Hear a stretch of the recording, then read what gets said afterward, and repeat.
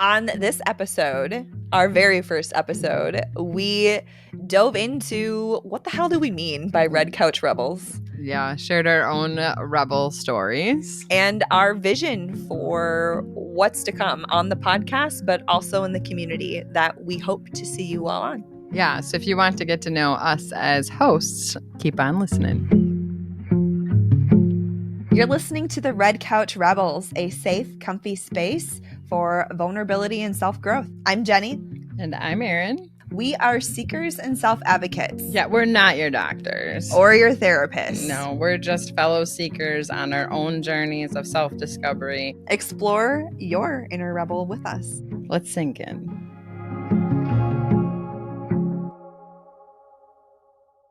Episode 1. We're thrilled to be here. I'm really glad we're having Kelly on today. She's going to introduce our stories and the backstory of the Red Couch and what our greater vision is and how we want to co-create this space, not only with her, but also with all of the listeners and watchers. All of you out there. Yeah. Hello, I'm Kelly, and I am the producer of the Red Couch Rebels. I'm super excited to be a part of this awesome podcast.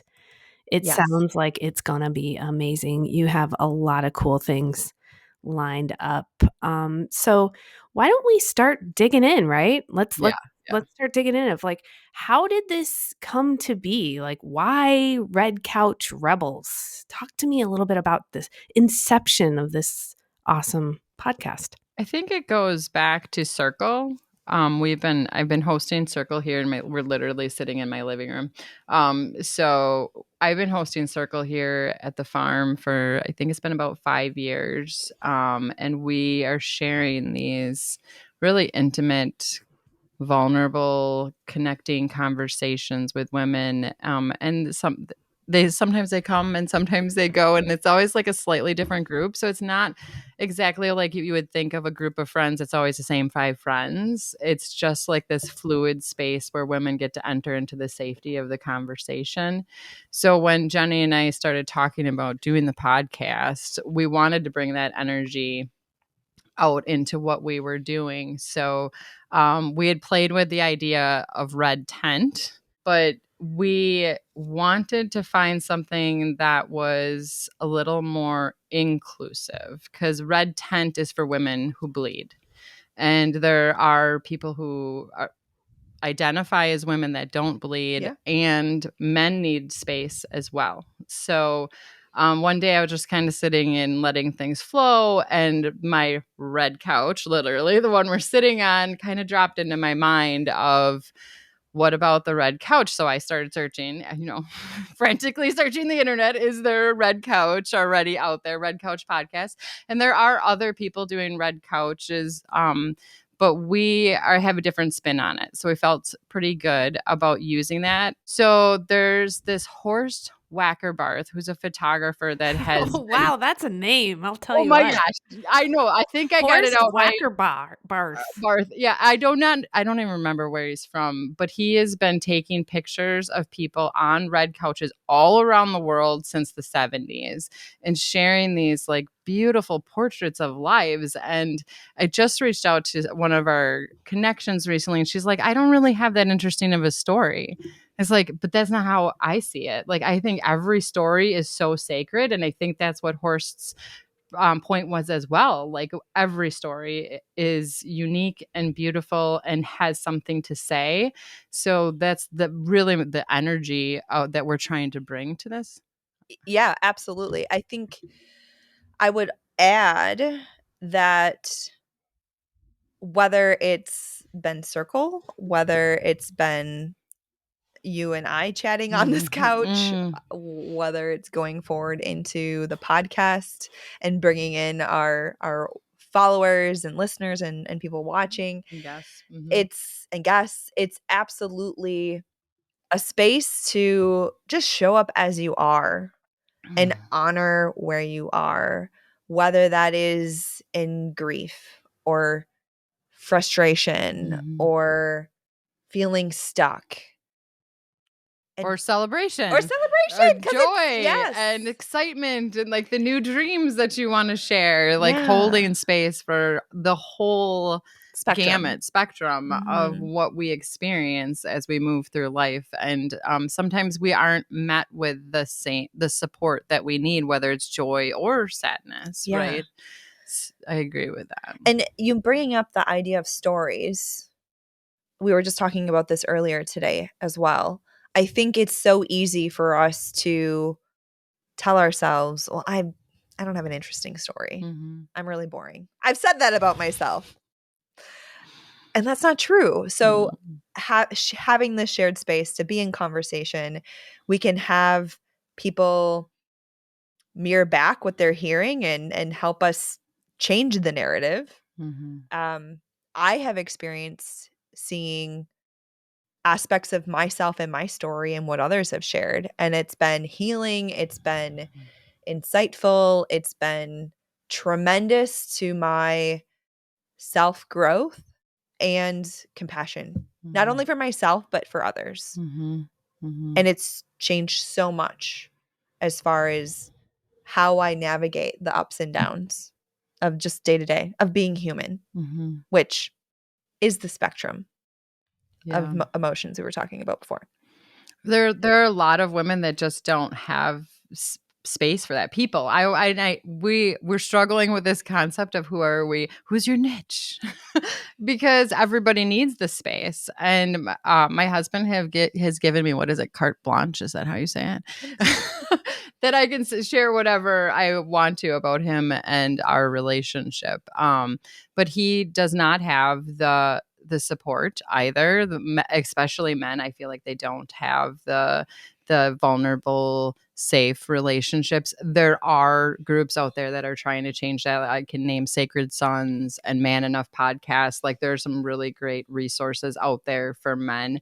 But in the healing of the patriarchal wound, we're trying to navigate how do we create safe space for women to explore without that energy. But men need it too, and we're in relationship with each other, so there's a need for connect there, and we're really looking forward to co-creating a way for us to all heal together and grow together. Absolutely. That's great.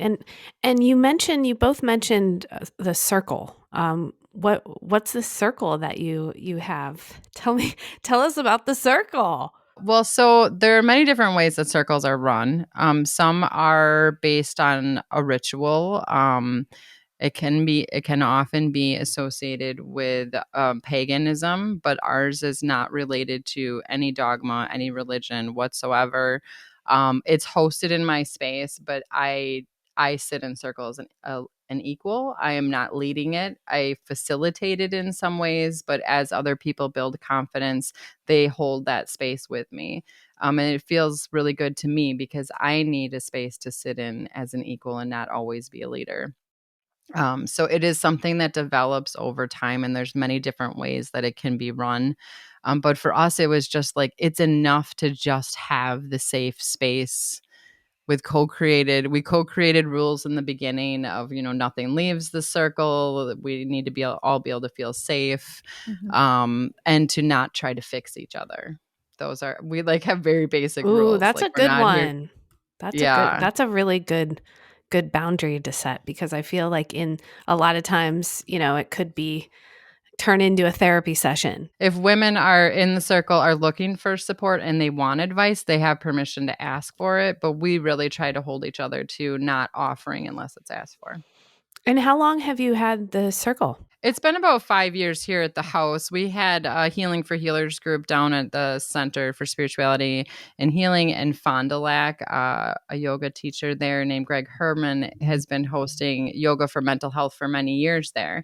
So he incorporates both a circle and a yoga class. And some of us that were attending felt a need to create a healing for healers space where we could show up with more of an equal level of needs.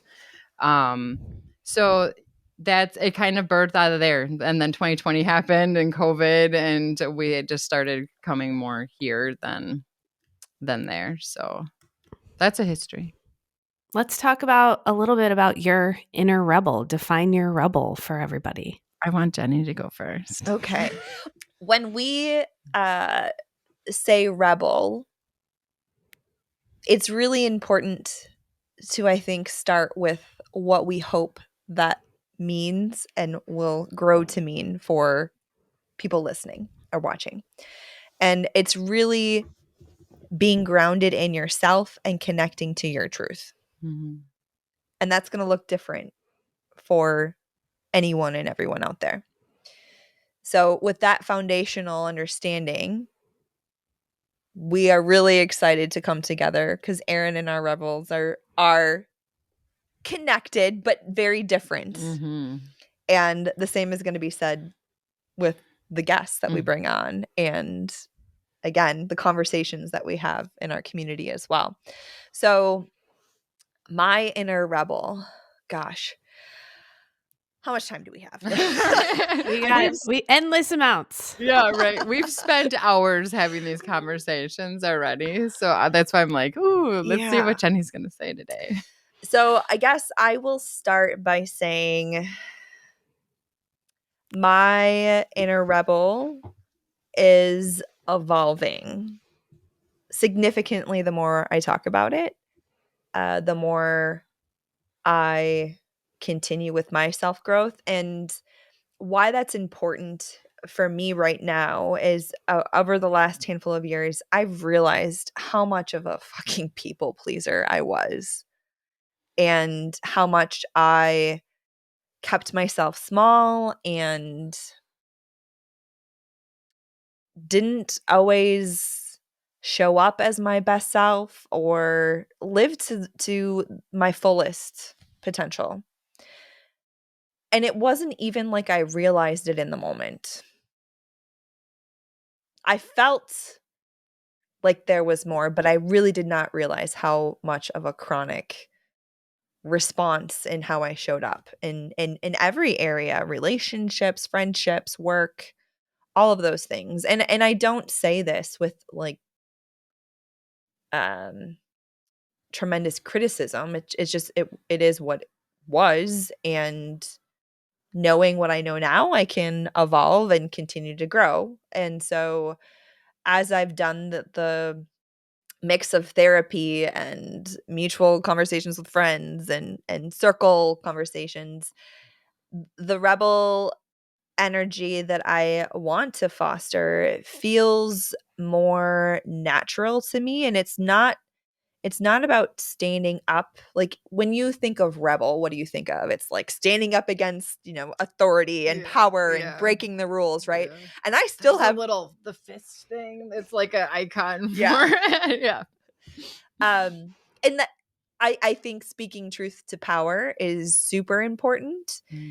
And with where I'm at right now, it is so important for me to really turn inward and stand up for myself and my truth and what I want now and also what I want going forward. So when I think about maybe like somebody says something to me that is triggering, right? My nervous system might respond in a different way than my best self would. And that rebel energy within me is a way to say like, okay, like it's a very compassionate energy. It's not like critical self-talk for me. Okay. So it's a way to stand up for how I want to be, and that is compassionate, that is heart-centered, that is curious, and being okay being messy and not having to prove myself to anyone. And a handful of weeks ago I realized I'm just tired of feeling like I'm waiting for somebody to tell me I'm doing it wrong. Cuz who determines that? No one. So I get to say. And so that's the inner rebel that's evolving. Just more playful, more fun, more me. I love that. I love the softness that you're bringing to it. Yeah. Yeah. And it may change. I mean, Yeah, catch yeah, me on a yeah. day when something's irked me.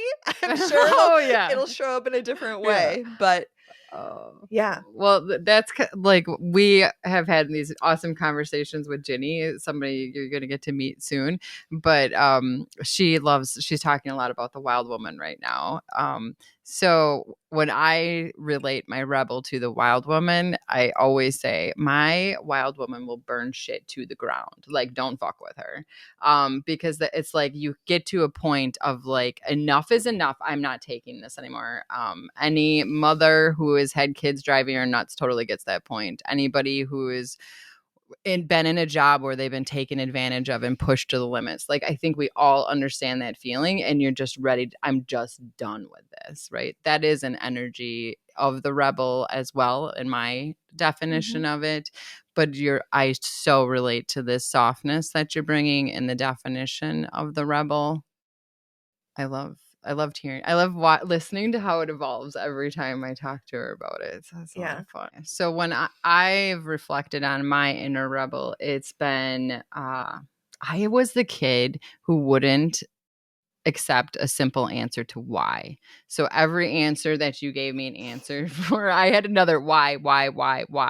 And I just came into this world needing to keep driving until I was satisfied. So that has shown up in a multitude of ways. Like, I got kicked out of my third grade class for having an attitude problem. Like, literally a little third grader, I got kicked out of my class, and my mom said she felt it was because the teacher didn't like my confidence and I asked too many questions. I'm like, that's a reason to kick someone out of third grade class. I also got kicked out of my CCD class for asking too many questions, and I was causing doubts. Like, what the fuck? Come on. That's not fair. I just have this like curiosity that has always been in me, but it's also given me this power to speak my truth. So the second time I was raised Catholic.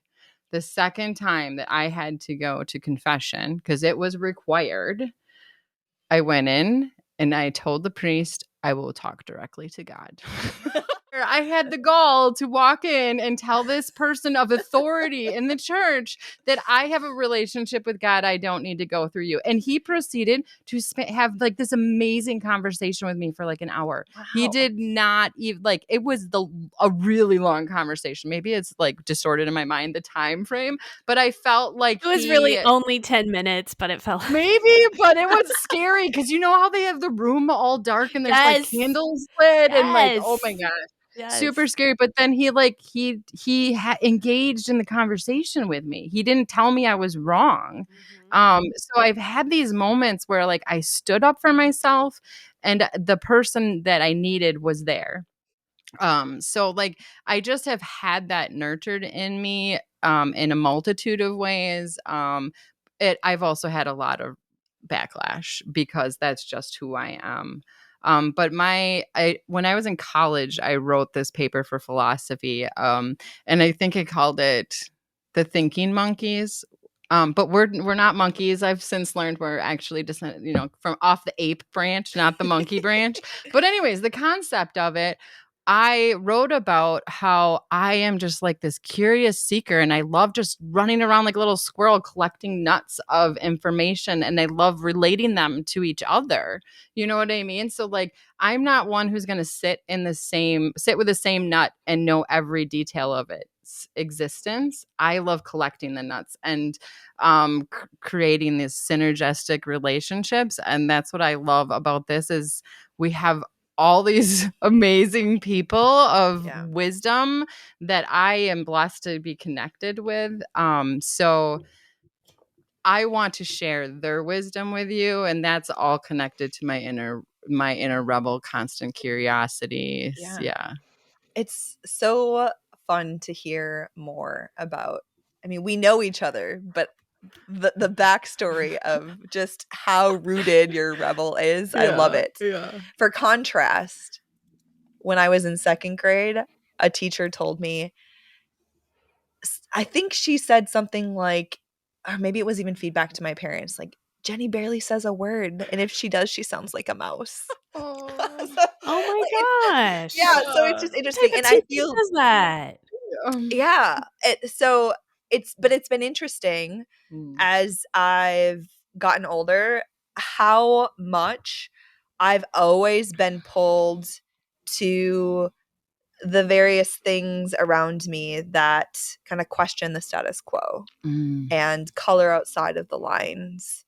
Um, so it's interesting how those things have fallen in my life and how I've explored them and in somewhat stereotypical ways in college definitely resisted, really went into, art history and was writing all of these papers about these artists that were just totally, blowing things out of the water Mhm. and questioning what people believed and thought was possible. And so, yeah, it's fun to reflect back on all of that and see the progression and see how not only it helps us individually show up, but how it inspires others to connect to their stories and to think about why they believe what they believe or Mhm. why they're choosing what they're choosing, and no judgment whatsoever Right. in any of that. We've Right. never had that on this couch in these circles. Mhm. Yeah. Well, I'm thinking as you're talking about that, the way that the rebel shows up in my personal life as I've gotten older is I don't live a very traditional lifestyle. Like I chose to be a foster mom, and I raised twins with reactive attachment disorder. And my dad was like super disappointed in my choice. He's like, "You have all this intelligence, and you're going to waste it on being a mom." Mm, Like, so what felt right to me, the choices that I was making was not always received well by the people around me, especially my father had like great dreams for me. Like, why are you wasting this? And I'm like, what do you mean wasting it? What more of a difference can I make in the world than helping a soul? Like, you know what I just didn't understand it. But as I've moved along my journey and I became a massage therapist, eventually became a life coach, and I've shared living a life that's off the traditional norm, people enjoy sharing their dreams with me because they know that I'm going to be safe in it. You know what I mean? Like I'm mhm. not going to judge them for what if they want to make a choice that's less traditional. So like that's how it kind of ties into where I wound up as an adult, and Yeah. holding these circles for people, holding that space just feels so natural. I think you mentioned too that, you know, there was a time where you had kind of like a rebel imposter syndrome. Mm. Do you wanna do you wanna touch on that? I'd love Yeah. to hear more about that. So I think when the name Red Couch Rebels first came to be, we spent some time just trying the combination of words on, and I I don't know if we were sitting here on this couch or in my home, but I'm pretty sure I was just exploring that idea of when you say rebel, what does that mean to you?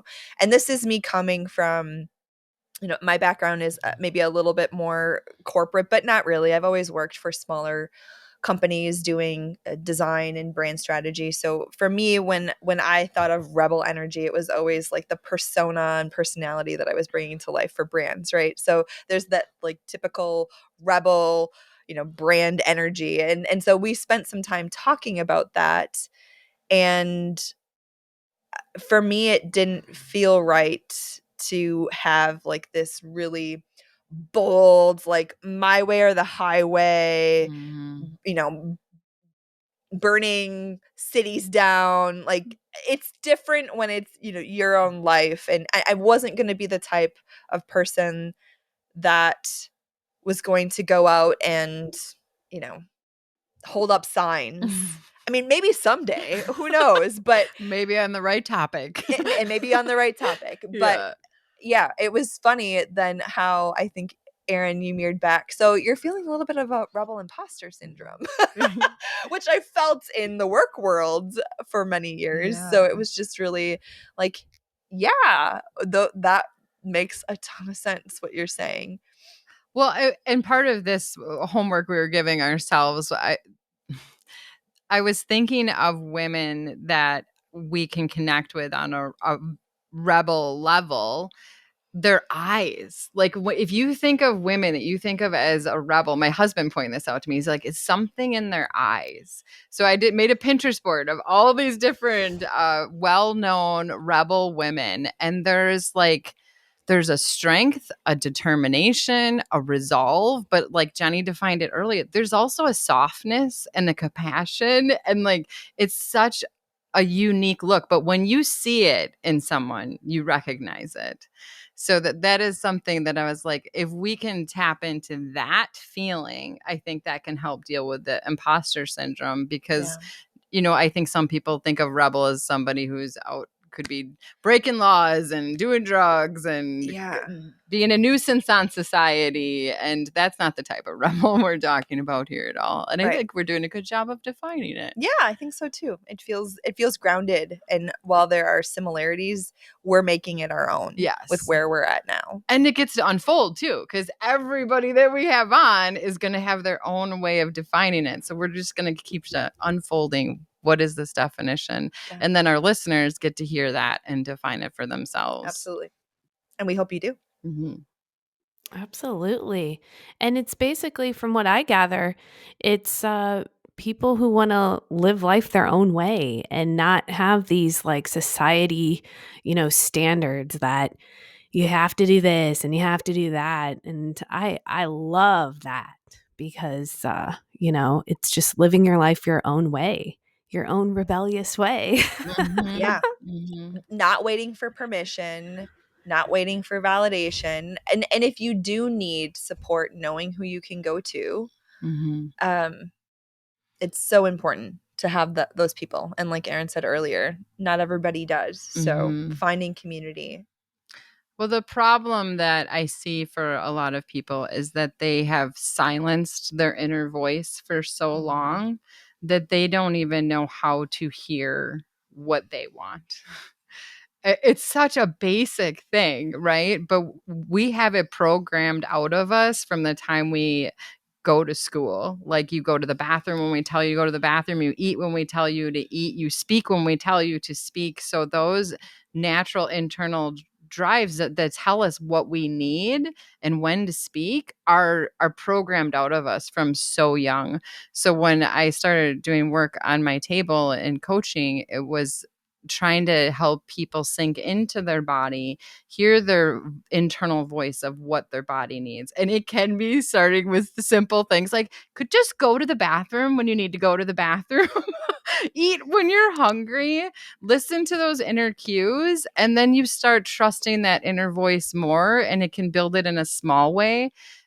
And eventually you'll start hearing these desires come forward of how you want to transform your life. Yeah, and that inner voice is also helps with the self-awareness. And once you start being self-aware, I mean, your whole life can change. You can change your life. You can transform it. You can do anything you want in that, capacity. So, now you mentioned that there's going to be a lot of other rebels that you're going to be bringing on. Can you kind of talk about what the different rebels you're going to bring on, what they do, like maybe some stuff, some different topics, just so the listeners will kind of know what to expect? Yeah. Well, I think building off of what you were saying earlier, Kelly, it's really what we want this to be is a choose your own adventure. This self-growth, healing, exploration, play, whatever it is you're looking for, it's not a one size fits all for what different people need, what different people want, where they're at. And so the individuals we want to bring on and talk to have an assortment of backgrounds and passion areas that would range from accessing more of your intuition, that inner voice, Intimacy is a big, intimacy. Yep. I don't know if I want to, it's like a secret. Like it feels like it's been the secret of all these awesome, a lot of practitioners, because of our natural network, we're starting with people that we're already having these conversations with. So a lot of different practitioners, and they're going to be sharing their rebel story and then their rebel mission and topics. And some of it's going to resonate with our certain listeners, and some of it's going to resonate with other listeners, but we're looking at being as inclusive as possible. So we want multi-generations, because we have so much to learn from those younger than us and older than us. Yeah. So we're being very intentional on that. We want to be as inclusive, with ethnicity and sexuality. Yeah. We want to be a platform for all different rebel stories. Yeah. And I think that will not only help us find our own story, but I think it's going to bring more compassion into the world of the listener to really see themselves in somebody who they might think of themselves as very different. Right. So I'm excited to, yes, do the podcast and share the podcast with everybody and share these stories. But one of the things that gets me is, as somebody who has been doing their work their whole life. I hate that phrase. I'm beginning to hate the phrase, do the work. But I do my work. I'm very reflective. I call myself out. I encourage my friends to call me out. Right. But what I'm get a little annoyed with on social media is it's such a passive experience.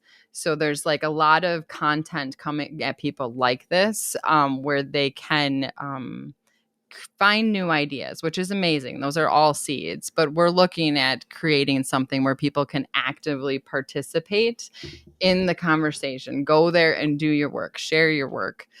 So we're also linking the podcast with a social network. Yep. So that our listeners can come on and engage with us on the podcast they just watched, or go deeper into what we're calling the rebellion, where we'll have these practitioners that you're watching. They're going to have, ways that you can work with them, ways that you can interact with their community and develop friendships, like real, genuine, authentic, courageous, heart-centered relationships with people that are also doing this in their lives, so that it can help you feel more courageous and loving as you make those changes in your life. Because one of the problems that we see is, like, when someone makes a change and you have that resentment or strong feelings of rebel energy, it can come across to their loved ones as rejection, or it can be very painful and exclusive. And we're hoping to make this space into a place where people can learn how to evolve what they already have, and to include the people in their lives while they're changing, and to grow together. So I think that's a really big vision and a big goal, but I think it's a worthy one. Absolutely. So the bigger picture of this, the vision, is it's going to be an app. Is that right? Eventually, we want to have our own app. Wow. So Jenny has taught me all about MVPs. God damn Ooh, it. what is an I MVP? don't know. What does it stand for? It's annoying. Minimal minimum viable product. Yeah. Start where you can start. Because, okay, I'm a systems thinker. So if you give Erin an idea she's excited about, she's going to fill the room with ideas that she can do. So when we first got started talking, we did the cycles workshop with Kelly, is where this started. I had like this explosive brainstorm of all the different ways that this could be incorporated into an app. So we have to start with what's available and what's reasonable. I don't have a few $100,000 laying around to build my dream app, but we can get there if we have a community that wants it, right? Like, and if they're engaged and they're getting something out of it, they will stay. And I just want to tie this back to, I have friends around the world that have been foundational and supportive of me the last 10 years because of Facebook, a philosophy discussion group on Facebook. I have met these people and they are now some of my closest friends. And I know that the potential is there, but it seems like something is happening in Facebook world where those things aren't happening as often. And we want to create a safe place for that to happen. So to just tying that into like, we can get support from totally different backgrounds. Like one of my friends is a monk in India. He was not a monk when I met him. I just need to preface that. He was like 23. He was I could go on and on about this, but what Wisconsin girl? We literally live in rural Wisconsin. Like I'm on a farm in Wisconsin and I'm friends with a monk in India. It is so weird, but we are connected spiritually and we have these amazing conversations, and we've watched each other evolve over the last 10 plus years. And that is the potential for these amazing networks. And to get it into the reason we need an app and not just any social network. Do you want to do this one? Oh, I don't know exactly You where know you're where I'm going. going? I do this to her all the time. And Jenny, why don't you do it? Putting her on the spot. Yeah. I mean, I could go off in another direction, but Yeah. I'm going towards I think one of the problems with social media is that it pulls us out of ourselves. yeah. And part of connecting into the rebel, like we were saying, is to hear your own voice. So in my dream of dreams, when you would go into the app, you would connect with yourself first. So there's the people in our circle, we talk a lot about journaling. We talk a lot about like if you have health problems, and I'm a massage therapist, you might be tracking things, or if you're working with a nutritionist, like things like that. So we wanted to have the app, first of all, have a space where you check in with yourself before you go looking for a distraction. Yeah. And journaling is we love it and we hate it. Like, come on. Like, let's be real. Like, it's good once you get there and you're in it, but it's so hard to find that damn notebook that you were writing. Yeah. I Am have I the about only one? 5 of those that are like maybe a couple sheets Yeah. of Yeah. journaling on. Yeah. And then it's like scribbled with notes from a phone call that I was on, and like, where the hell did I write that down? Yeah, totally. So like if there was a journaling place that was connected to this, that was like check in with yourself before you go to check in with other people. I Yeah. think that could be a really beautiful thing. So we have a lot of ideas to do with that, but Jenny has done a great job of reining me in and Way to saying, go, here. Jenny. You gotta start Gotta somewhere. start Yeah. somewhere. Yeah. And there's just so much beauty and magic in even where we're starting. Like, so I'm not disappointed. I just like I gotta hold off on some of that for later. Well, it's Yes. good to have goals. And I think another part of the app too is like giving people access to all of these different practitioners that are, that you Yeah. may not know about, Yeah. And Mhm. like you said, you met somebody from India that's a monk, I Mm. think that putting together a community like this is just a great idea.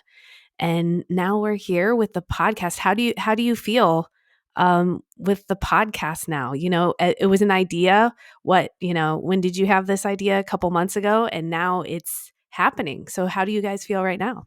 I am very curious as to the range of topics we will cover, Mhm. because it's going to, I mean, naturally come from the connections we have, but as more people come in and join our community, we absolutely want this to be driven by the feedback, driven Mhm. by the questions. What conversations are you not having that you wish you were having? What Mhm. information are you struggling to find?